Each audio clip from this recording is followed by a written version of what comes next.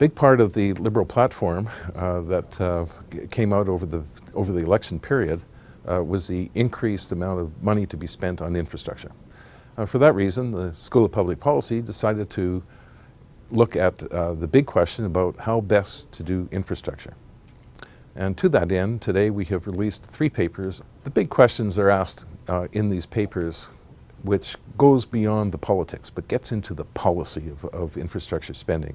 What is the best type of infrastructure that we should be supporting? What's going to give the biggest bang to the economy?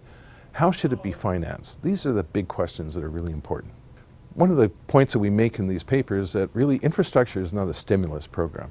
In fact, really the important aspect of infrastructure is it lays a basis for growing the economy. So it's long-term growth that we can get out of infrastructure spending.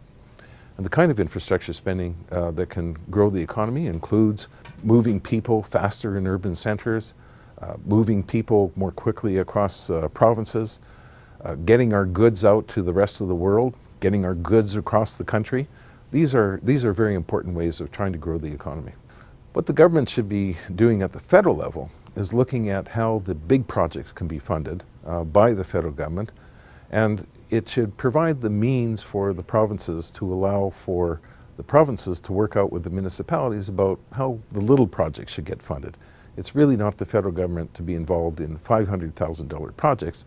It's the role of the federal government to provide the environment and the funding that's required in order for provinces to work out with their municipalities the best type of infrastructure spending that they need at the local level, which is a decision best made by voters in that area. To be clear, the paper that I wrote argues that actually Userpay funding is far better than income tax funding for infrastructure.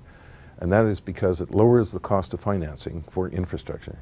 As an example, if you put on a tax on capital, that could raise the cost of financing by 25%, which is no small number. But yet if we use Userpay financing, it lowers the cost of financing because the Userpay that is charged to consumers of infrastructure allows governments to determine really how much infrastructure is needed because the people that pay for that infrastructure are the ones that benefit from that infrastructure.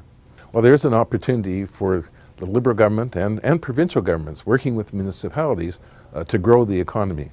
And hopefully that the 3 papers that we put out might help them with some of that thinking about how best to do that.